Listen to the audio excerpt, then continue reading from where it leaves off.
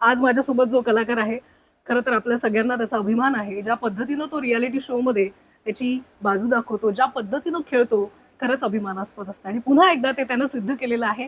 Reality star Shiv Thackeray आपल्यासोबत आहे. शिव, खूप खूप खूप अभिनंदन. खूप आभार, द धन्यवाद. 50 शो या शोचा हा विजेता ठरलेला आहे आणि शिव, Yes. आम्हा सगळ्यांना खूप अभिमान आहे तुझं. खूप छान वाटतंय. तुला सगळीकडनं फीडबॅक्स मिळत आहेत, बरोबर. शुभेच्छा मिळत आहेत. तुझ्यासाठी हे सगळं भारावून टाकणारा क्षण आहे सध्या. मला असं वाटतं की काही काही गोष्टी आहेत की ज्या आम्ही खूप वर्षापासून वाट बघत होतो. कधी कधी आपल्याला एक एक ट्रॉफीची मला टेस्ट माहीत पडली होती, त्याच्यानंतर माझं लाईफ चेंज झालं हां. आणि पुन्हा वाट बघत आपण की आपल्याला जिंकायचं आहे. पण काही काही जर्नी मी एन्जॉय केली, पण पुन्हा आता जी काय म्हणू आपण, जो जीत थी ये वाली, तर त्याची टेस्ट वेगळी होती. कारण यामुळे ना कोणाची तरी लाईफ बनणार होती. हो. आणि एक असा एक मुलगा की जो शेतकरी आहे, आपल्या मातीतला आहे, आपल्या महाराष्ट्रातला आहे. मला वाटते यापेक्षा अजून कुठली मोठी गोष्ट होऊ शकेल की तुम्ही कोणाची तरी लाईफ बनवायसाठी एक थोडा मेहनत करून तुम्ही एक पार्ट बनताय त्याचा. मला वाटतं ही खूप मोठी गोष्ट आहे. कोणाला तरी 50 लाख मिळाले आणि त्याची लाईफ बनली आहे. तो वर्षाचे फक्त 2 लाख कमावत होता. तर मला जाम भारी त्यात वाटतंय. आणि हां. ट्रॉफीसाठी तर वाह! बरं मला वाटतं. अजूनही आठवतंय म्हणजे आपण मराठीच्या वेळेस जेव्हा मुलाखती बरोबर. करायचो, हिंदीत तुला करायची हा, तुझी इच्छा होती, विचार तेव्हा तू बरोबर. म्हणायचास. हिंदी बिग बॉस मिळालंही बरोबर त्याच्यानंतर. बरोबर. तिथेही तू तुझं अस्तित्व सिद्ध केलं. त्यानंतरचे रिएलिटी शोज आणि कुठेतरी असं वाटत होतं, की आता विजेतेपद इथपर्यंत हा, यायचंस तू असं वाटतंय. ट्रॉफीच्या. याही वेळी झालं, बरोबर पण तू मेहनतीने ती ट्रॉफी पटकावलीस. बरोबर. ती ती फिलिंग तुझ्यासाठी त्यावेळेस. यार काही काही गोष्टी सांगू का, मग आपल्या हाती एवढंच असतं, तुम्ही मेहनत करत राहा. चिकाटीने तुम्ही मेहनत करत राहा. काही काही गोष्टी आपल्या हाती नसतात त्या. तो आपला बाप्पा आहे, त्याला जो एक सही वक्त आता आहे, म्हणजे त्या वेळेला तो देईल तुम्हाला. आणि मला असं वाटतं की जर मला त्या बिग बॉसची ट्रॉफी दिली असती, ती आग कुठेतरी कमी झाली असती. मग जेणेकरून मला ते खतरो झलक मेरा चलता रहा, मी हां. थांबलो नाही. आणि मला वाटतं 50मध्ये मला माहिती नव्हतं की 50 लोक आहे आणि सर्वांचं पद्धत वेगळी होती, खेळायची पद्धत वेगळी होती. हं. मला वाटते कधी कधी आपण त्या फेमसाठी खूप लाईन क्रॉस करतो. लोकांना वाटतं यार असा गेम पुन्हा पाहिजे, शिव बिग बॉसमध्ये जसा होता तसाच पुन्हा पाहिजे. पण मला असं वाटतं काही काही गोष्टींना आपल्याला शिकवतात. हं. एकूण एक रियालिटी शो मला शिकवत होता की आपण त्या फेमसाठी आपली लाईन नाही क्रॉस करायला पाहिजे. हं. माझ्या घरून किंवा आपल्या मातीतून काही संस्कार जे आपल्यात असतात ना, हो. ते त्या फेमसाठी त्या पैशांसाठी मी नाही क्रॉस करू शकत. पण मग लास्ट डे जेव्हा येतो, आपल्या हाती ट्रॉफी येते, वाटते की आपली जी पद्धत आहे ती पेशन्सनी जर तुम्ही खरंच चांगल्या इंटेन्शननी काम करत राहिले, लास्ट डे पिक्चर अच्छा ही होता, एंड अच्छा होता. पण मला हे तुझं या शोच्या बाबतीत आवडलं, की तू एक वेगळ्या पद्धतीनं आम्हाला शिव बघायला बरोबर मिळाला. बरोबर. ज्या पद्धतीनं तू टास्क खेळत होता, बरोबर एक एक व्हिडिओ व्हायरल होत होते शिव, बरोबर. म्हणजे नेमबाजीचे टास्क हो आम्ही बघत हो होतो. अगदी पहिल्या ह्याच्यामध्ये तू करत होता. हो तुला हो. काय वाटत होतं? कारण टास्क खूप डिफिकल्ट होते या बरोबर शोचे. बरोबर. यार डिफिकल्ट पेक्षा ना वेगळे होते. हां. हां. तर मला पर्सनली टास्कच्या वेळेला मी फोकस असतो. हां. आणि पण कधी-कधी काही काही गोष्टी अशा होऊन जातात, की त्यात तू जी त्या टास्कची गोष्ट करतीये, तर 2 सेकंदात तो फुटून गेला. बाकी लोकांना शॉक होता हां, सगळ्यांच्या चेहऱ्यावर हां. अवाक मला झाले. मजा येत होती, की भाई अपना तो हुकुम का इक्का चलता है. हां. पण मला मजा येते. टास्क परफॉर्म करायला मजा येते मला. आणि मला एक 2 गोष्टी आहेत. मी जिंकल्यावरही मी एन्जॉय करतो आणि हारल्यावरही मी एन्जॉय करतो. हं. मला कधी-कधी हारल्यावर असं नाही वाटेल, की यार मला हे लागलं होतं म्हणून मी हरलोय. हां. मला ते एक्सेप्टन्स असतं. मला असं वाटतं, की कदाचित जे 10 लोकं मला फॉलो करतील, त्याला फक्त तो शिव नको, की तो जिंकत चाललाय. मग हार आल्यावर तुम्ही कसं बघाल त्याला? हं. पण मी हारल्यावरही तुम्हाला दिसेल, की मैं रुका हुआ नहीं दिखूंगा. मी थांबलेलो नाही दिसणार. किंवा मला टास्क हरलो किंवा एखादा शो हरलोय, ठीक आहे. मला तू ते एक्सेप्ट एक्सेप्ट करत गेलायस आणि हां. मला वाटतं सातत्याने प्रयत्न करत राहिलास. बरोबर, बरोबर. आणि त्या प्रयत्नामुळे कुठेतरी हे फायनली तुला हां. मला तुझ्या वाटतं, की प्रयत्नाचं. काही-काही गोष्टी आपल्या हाती, मेहनतच आपल्या हाती असते. कधी-कधी जेव्हा ते फिनालेवाला टास्क असू द्या, की कुठल्याही शोचा लास्ट डे असतो, तिथपर्यंत पोहोचणं आणि आपण टिकून राहणं हे माझ्या हाती आहे. आता हं. ट्रॉफी येणं नाही येणं उपरवाले के हात नाही, त्याला आपण लक म्हणतो. पण ते तुझ्यासाठी बनली होती ना ती पण ट्रॉफी. बघ हां, ना, म्हणजे सगळ्या गोष्टी कशा जुळवून बरं. आल्या. अर्थात ते तिकीट आणि त्याबद्दल आपण बरं, बरं, भरपूर बोललोय. बरं, बरं. पण शेवटच्या टास्कला पण तू मेहनतीने ती जिंकायची. आता इथपर्यंत आलोय तर आता बरं, ट्रॉफीपर्यंत बरं. जायचंय. म्हणजे लिटरली गुजबम्स होते त्या हो. शेवटच्या टास्कला. आणि तुला तुला काय वाटत होतं? तुला एक गंमत सांगू का? आत्ता गुजबम्प मला आले. हां, काटे अंगात. तर का मी सांगतो तुला. ती 19 तारीख होती, ठीक आहे. आणि त्या दिवशी आपल्या छत्रपती शिवाजी महाराजची जयंती होती, ठीक आहे. आणि मला नव्हतं माहिती, मला डेट नव्हती माहिती. फक्त ना जेव्हा मी परफॉर्म करत होतो कुठे अरिनामध्ये, तर मागे कुठेतरी ढोल ताशे चालू होते आपले, अच्छा. नाशिक ढोल, ठीक आहे. हम्म, हम्म, हम्म. आणि जोराने डीजे चालू होता, ढोल ताशे सुरू होते. तर म्हटलं क्या आहे, फिनाले के लिए क्या? म्हणे नाही नाही, शिवजयंती आहे. म्हटलं अच्छा. तर मला एकदम ते, आणि माझ्या त्या दिवशी काहीतरी वेगळी एनर्जी होती. आणि त्या परफॉर्म करताना मी खूप काम होतं मला. कधी कधी कुठलाही आपण जेव्हा टास्क परफॉर्म करतो, आपल्याला थोडा नर्वसनेस असतो, तो नॅचरली आहे, तो बरोबर. सर्वांना येतो. तेव्हा मला नखा एवढाही नव्हता, खरंच सांगतो. तेव्हा एनर्जी होती काहीतरी, कॉन्फिडंट खूप होत असतो. खूप चांगली एनर्जी होती की मेरे को काम रहना है, घबराना नहीं है. आणि त्या दिवशी जो परफॉर्मन्स झाला, म्हणजे अभि रिझल्ट कुछ भी हो, रिझल्ट काही असू दे, मी खुश आहे. आता काहीतरी बेस्ट झालंय. हा. आणि नंतर मग फैजूचा झाला, मग आम्हाला थोडा हे माहीत पडलं की चान्सेस आपले जास्ती आहे. मग त्या दिवशी म्हटलं ये मेरा दिन आहे, आज आपल्या महाराजांची जयंती आहे. हम्म. ढोल ताशे, असं वाटत होतं की ढोल ताशे वाजत आहे आपल्यासाठी. हा. लास्ट फिनाले अनाउन्समेंट जेव्हा झाली ना, हो. ढोल ताशे ते माझ्यासाठी नव्हते, अर्थात. ते आपल्या छत्रपती शिवाजी महाराजांची जयंतीसाठी होते. पण तो दिवस माझा होता. आणि मला पण काय गंमत असेल, काहीतरी मिरॅकल ज्या होतात ना, ते तेव्हाच असतात की त्या जागेवर तुम्ही पोचायला पाहिजे. सही वक्त पे अगर आप पहुंचोगे, जिस टाइम पे डोर ओपन होगा, तब मिरॅकल होगा. वाव. आणि ते झालं, ट्रॉफी फायनली शिवच्या हातात Yes. आलेली आहे. पण मला ते नेमबाजीच्या टास्कची गंमत सांग ना. जेव्हा केव्हा नेमबाजीचे टास्क यायचे, शिवला माहितीये की हे माझं आहे, काय आहे हे, किधर से आए है? कुछ तो होगा ना. अबे कहाँ से आया मुझे नाही पता, हम्म. बट मला फक्त ते दिसतं की आता माझ्या ती बॉल आलाय, तर मला ते बाकी दिसतच नाही. हम्म. आणि ते नंतरचे थॉट आणि आधीचे थॉटही नाही येतात. हो जात आहे कदाचित, Focus. आहे चांगला, मलाही माहित नाही चांगला की नाही, पण अच्छा. तर म्हणजे 2-3 वेळा जेव्हाही ते टास्क हो, आले, झाले. हा, पण मला वाटतं फॅन्सला तेव्हाच तू विनर वाटला, जेव्हा फॉक्सी तुझ्यासाठी जे काही पदार्थ घेऊन आली, ते अर्थात ते बघून वाटत होतं कोण खाऊ शकणार नव्हतं ते. बरोबर बरोबर. पण तू ते सगळं फिनिश केलं, तेव्हाच कुठेतरी तुझ्यामध्ये तो विजेता दिसला. ज्या अर्थात तो फन टास्क होता, हो पण हो त्याच्यात ते पॉइंट्स बरेच मिळणार होते, बरोबर. इतरांना मदत होणार होती, पण तो टास्क तू पूर्ण केलास. मला पहिली गोष्ट ही होती की त्यात फन करायचं आहे, पण हे नको विसरायला आपण की आपण हे जे परफॉर्मन्स करतोय हे फॅनसाठी करतोय. म्हणजे नो डाऊट आम्ही आमच्या स्वतःसाठी आलोच आहे, पण मेन असा पहिला शो होता की ज्याचे पैसे आपल्या फॅन्सला मिळणार होते. पण मला असं वाटतं की सिनेमा जो करतो ना, तेही लोक, जनता त्यांना बनवते, बरोबर ना. आपण थिएटर करतो, प्ले करतात, आणि रियालिटीमध्ये तर खूप जास्ती वाटा असतो फॅन्सचा, की वोटिंग करू करू ते बिचारे आपल्याला, त्यांच्या फॅमिलीजला हिस्सा समजतात, आपल्याला वोट करतात, आपल्यासाठी भांडतात ट्विटरवर, सोशल मीडियावर. म्हटलं हा पहिला शो आहे की मी आपल्या लोकांसाठी, आपल्या फॅन्ससाठी, ज्यांनी मला बनवलं, शिव ठाकरेला, त्यांच्यासाठी काहीतरी करू शकतो. तेव्हा गंमत करूया, नो डाऊट. फॉक्सीला ते इम्प्रेस, पण ते मला विचारलं गेलं होतं की शिव कंटिन्यू करायचं आहे, म्हटलं करूया. मग इथे पडलो तरी चालतं, ते चक्कर जो बी आम्ही बघत होतो अगदी तिखट वगैरे होतं ते, बट भाई आम्ही मराठा माणूस आहे. आम्हाला ते हिंदीचा तो टास्क आठवला, तू म्हटलं होतं मी हलणार नाही, हल्ला नाही. हा, आणि तुझा डोळा जाईपर्यंत, डोळ्याला इंजुरी होईपर्यंत तू थांबला होतास. मला वाटतं हे आपल्या मातीतली एक काय म्हणतात संस्कार आहे आपले. आणि जे मी नेहमी म्हणतो की जेव्हा बाकीच्या लोकांना त्या परीच्या स्टोरीज ऐकवतात ना, तेव्हा आपल्याला शिवाजी महाराजांचा इतिहास, त्या स्टोरी सगळ्या ऐकवतात, ते बुक्स आपण वाचतो, लहानपणापासून आपल्याला तो एक राजा माहित आहे, तो वॉरियर माहित आहे की आपण त्यांच्या राज्यातले तो मावळा आहे. मी म्हटलं की भाई आम्ही जेव्हापर्यंत खाली पडत नाही ना, आमची तलवार सुरूच राहील. हरू आम्ही जिंकू, पण आम्ही थांबू नाही. वा. आणि ती जिद्द तुला इथवर घेऊन आली. बरोबर. मला अगदीच आठवते जेव्हा तू बिग बॉस मराठी जिंकला होता, तेव्हा मी केलेली मुलाखत, आणि आत्ताची करते मुलाखत, तू आहे तसाच आहेस, आणि तुझ्यातलं ते पाय जमिनीवर रोवून आहेस, आणि मला वाटतं तीच तुझी क्वालिटी प्रेक्षकांना, सगळ्या फॅन्सला कायमच आवडते. पण या सगळ्यामध्ये शिवची कोणती गोष्ट जी कधीच बदलणार नाही? तू अर्थात बिग स्क्रीनवर येशील, पुढच्या काळात मोठा स्टार बनशील, पण एक गोष्ट तुझ्यातली जी कधीच बदलणार नाही, ती कोणती गोष्ट असेल? मला वाटते आपला माणूस, जी लाईन मला लोक प्रेमाने म्हणतात, ती लाईन आहे. आणि त्या आपल्या माणूस मध्ये खूप गोष्टी आहेत, ती आपुलकी आहे, ती नाही विचारणार मी, कारण ते आपल्या लोकांनी बनवलंय मला, ती राहील. नाही तर मग तुम्ही लोकच कान पकडायला काय. पण याच्या सगळ्यामध्ये आम्ही फॉक्सी आणि तुझ्या सोबतचा रोमांस बघितला, किती गोंडस वाटत होतं ते. त्या आयुष्यात तू भेटलं का जी कोण फॉक्सी होती तिला? मला नाही माहिती. तू इमॅजिन कर की आतापर्यंत असं कॅरेक्टर झालं, अशी लव्ह स्टोरी झालीच नाही, कधीच नाही.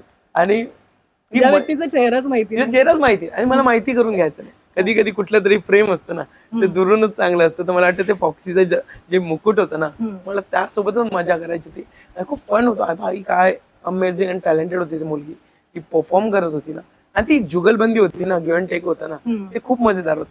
त्यामुळे आम्हाला तुझा रोमॅन्टिक अंदाज पुन्हा बऱ्याच कालावधीनंतर असं काहीतरी बघायला मिळालं. मराठी नंतर पण मला मजा याच्यात 50 जण म्हणजे हो. प्रत्येक ठिकाणी नावाजलेली जी लोक होती, बरोबर. 50 कलाकार एका मंचावर एका ठिकाणी आलेले. बरोबर. या सगळ्यांमधनं आपलं अस्तित्व निर्माण करणं असेल किंवा या सगळ्यांमधनं उभरून दिसणं असेल, मग टास्क असेल, अलायन्स असतील, बऱ्याच गोष्टी होत्या. काय वाटत होतं आपण या सगळ्यांमध्ये कसं दिसू?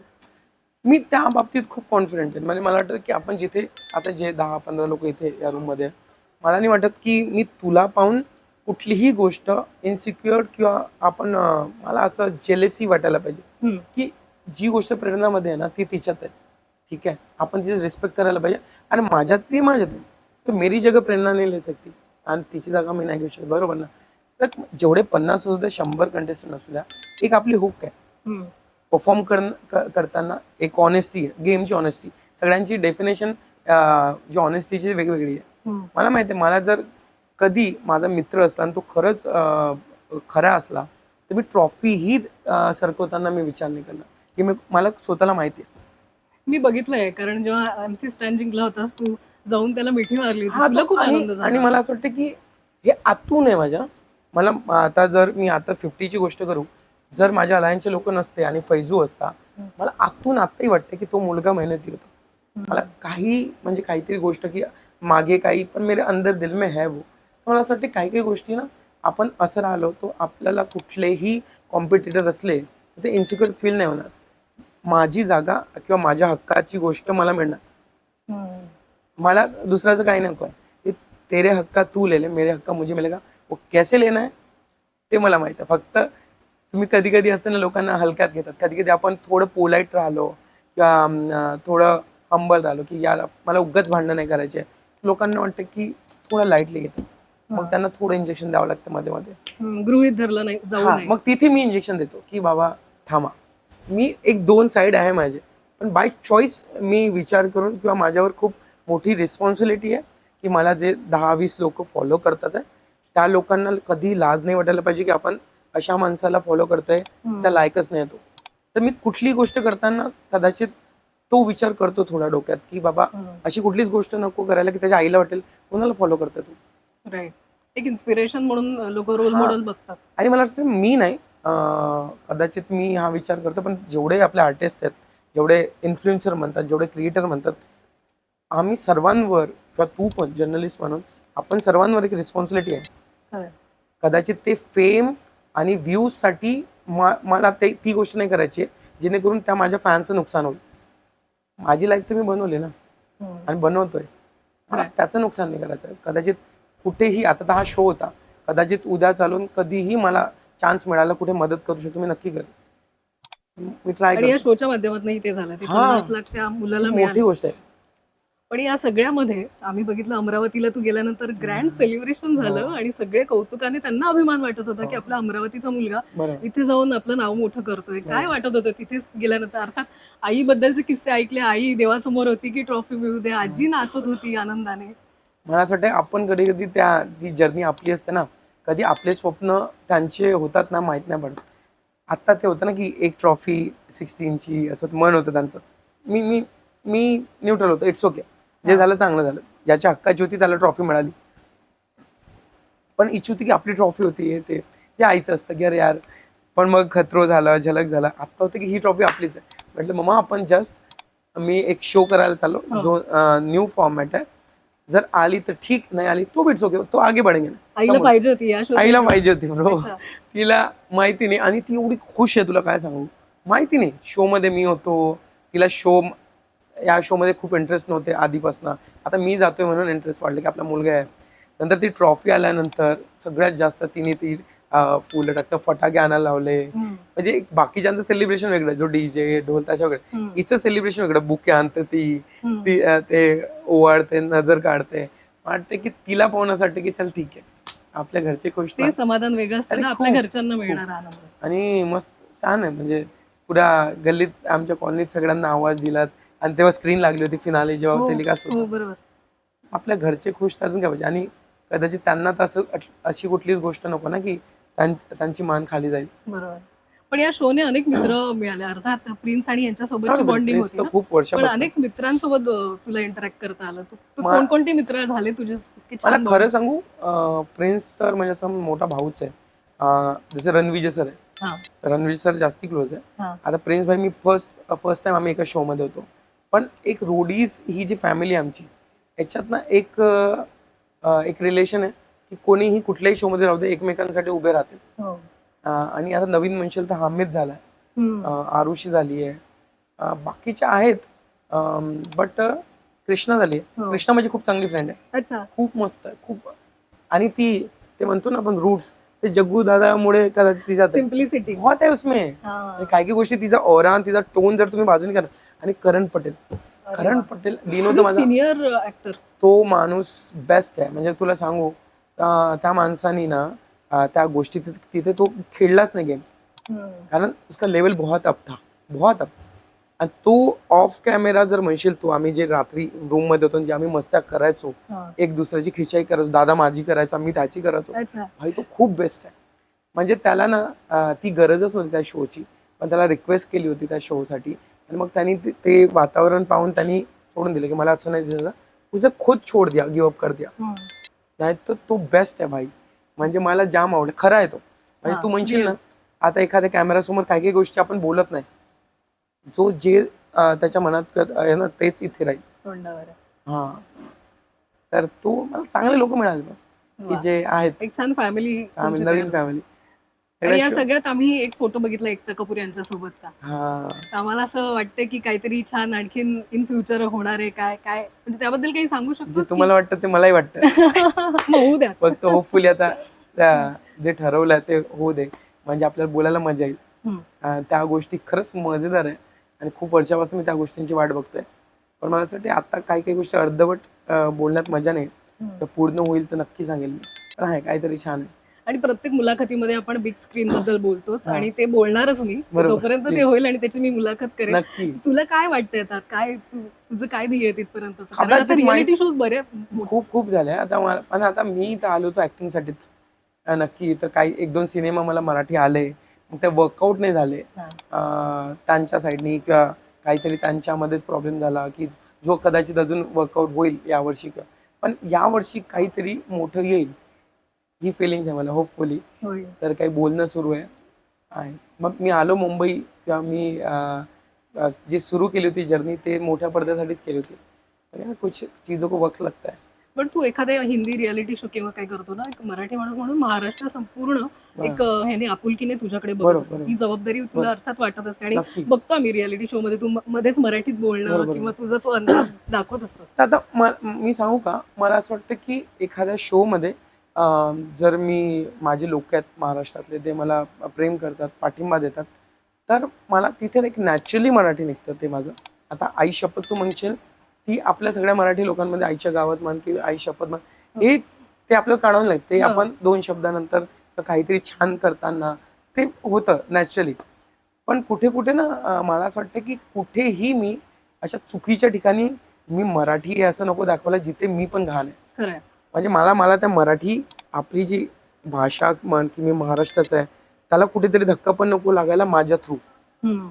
मी 2-3 लोक बघितले, काही गोष्टी मी सांगणारी नाही, ते कुठे उगाच मराठी करतात. मी म्हटलं ती ना आपण खूप छोटे आहोत, तिने आपल्याला बनवलंय, मग अशा जागी तिचा वापर नका करू की जिथे तिला धक्का लागेल, तिला दुखापत होईल की भाई तू घाण करतोय. आणि तू मराठीला जसं आपण म्हणतो ना की ते आई आहे आपली, मी मुंबईला आई म्हणतो की तर तिथे मी खूप, ती माझ्या डोक्यात आणि इथे आहे दोन्ही गोष्टी, की मला मुंबईला म्हण की आपल्या मराठी भाषेला म्हण, आपल्या महाराष्ट्रातला कुठली गोष्ट मी, माझी ऍक्शन त्या गोष्टीला दुखापत नको द्यायला. माझ्या फायद्यासाठी आहे, तो माझाच फायदा ना. माझ्या फायद्यासाठी मराठी करत आपल्याच भाषेला किंवा आपल्याच महाराष्ट्रातल्या कुठल्या, मला पाहून कोणी जज नको करायला. असे होते का लोक महाराष्ट्र के, असे असतात का? हे नाही म्हणलं काय असे होते का, लोकांनी प्राऊडली म्हणतात. हे माझ्या नेहमी असते. शेवटचे 2 प्रश्न असे की तू एक अमारा स्टुडिओ सुरू केलेला आहे अमरावतीमध्ये, काहीतरी वेगळं. आता बिझनेसमॅन शिव असंही आम्ही बघतोय तो जरूर. तर मी जुगाडू आहे. मला वाटतं कुठल्याही गोष्ट ही जी फील्ड आहे ही खूप चढ उतार असतात त्याच्यात. हा. मला नको असं व्हायला की बाबा आपल्याकडे बॅकअपच नाही, माझे आई बाबा प्रोड्युसर नाही ना. तर मला अच्छा. मला काही ना काही करत राहावं लागतं. तर मी 8-10 वर्षापासून विचार करत होतो. पण ते वर्कआउट काही प्रॉपर्टी घेतली होती मी, तिथे अमरा सुरू केलाय. अमरा म्हणजे निरंतर अमर, ज्याची ग्रोथ होत राहते. आणि एक अमरावतीचा टच जिथून मी सुरुवात केली आहे. नाईस. आणि तो ऑल ओव्हर इंडियात मी करतोय आउटलेट. आता लवकरच होपफुली एका वर्षात माहीत पडेल. सुरतपासनं, पुण्यात, आपल्या मुंबईत. सुरू फक्त मी अमरावतीपासून केलंय आणि जाम भारी आहे. आणि फक्त एक जस्ट स्टुडिओ ओपन नाही केलाय सलून, जस्ट त्याच्यामागे आर्टिस्ट आहेत की आणि एक तो टच आहे जुना. तू येशील ना कधी, तू आपण जाऊया. मला तर यायचं तर तिथे ना आपण माहिती आहे तुला जुने जे रेट्रो मध्ये फिल्म मध्ये सलून दाखवायचे, तिथे मोठे 80चे सॉन्ग आणि मोठे मिथुनदाचे फोटोज. आपल्या थीम मध्ये पण ना सगळे जे लेजेंडरी लोक आहेत, रेखाजी, अमिताभ, त्यांचे फोटोज आहे एका कॉर्नरला. आणि 80चं म्युझिक राहतं, म्हणजे ते रूट्स आहे ना, ते रूट्सचा पण टच आहे. वाव. आणि आपण हे एक मिडल क्लास लोकांसाठी पण बनवलं ज्याला बिझनेस करायचा आहे. पण त्याला जर बाकी मोठे मोठे जे ब्रँड्स आहेत सलूनचे, त्याची फ्रँचायझी घेताना तो विचार करतो इथे त्याला काय मिळेल त्याच पैशात किंवा त्याच्यापेक्षा कमी पैशात एक असं स्टुडिओ जो स्वतः सेलिब्रिटी पण प्रमोट करेल आणि त्याचाही फायद्याचा राहील. तुम्ही या मोटोनी गेलाय, मला पैसे कमवायचे पण खूप नाही, याला अशा बाकीच्यांची ब्लेसिंग पण कमवायची, सगळ्यांना सोबत घेत पुढे सोबत जायचं. घेऊन. तर म्हणतात नाही, जेव्हा सगळे सोबत असतात तर खूप दूरपर्यंत आपण जातो. वा. शेवटचा प्रश्न, अर्थात तू आहेस तर बिग बॉस बद्दल बोलायलाच पाहिजे. बिग बॉस मराठी सुरू आहे, तू बघतोयस की नाही? अर्थात तुम्ही मी ते शो 50 मध्ये मध्ये होता. होतो, मी नाही हा. बघितलं. पण काही झलक तुझ्या कानावर येते, काय वाटतंय? मला यार एक्झॅक्ट खरंच नाही माहिती. माझा मित्र आहे रोशन, तर माझ्या अमरावतीचा होता, तो रोशन. आउट झाला कदाचित. बरं. विशाल आहे. फक्त आता विशाल म्हणजे भावासारखाच आहे माझा. पण आता मला गेम नाही माहिती एक्झॅक्टली, मी काय स्टेटमेंट देऊ ते नाही माहिती. अर्थात पण बघशील चालू तर निवांत भारी तेव्हा. आहे. फक्त आहे तर तो आता भाऊ आहे, तर त्याला सपोर्ट आहेच माझा. सुपर. शिव, पुन्हा एकदा बोलून खूप छान वाटलं. तुझ्या पुढच्या सगळ्या वाटचालीसाठी खूप खूप शुभेच्छा. आणि धन्यवाद. असंच तू जे काही काम करशील त्याच्यात तुला कायम यश मिळू दे. धन्यवाद. या थँक्यू. शुभेच्छा. Thank you so Ganpati much Bappa आणि मोरया. जय महाराष्ट्र. Congratulation once again.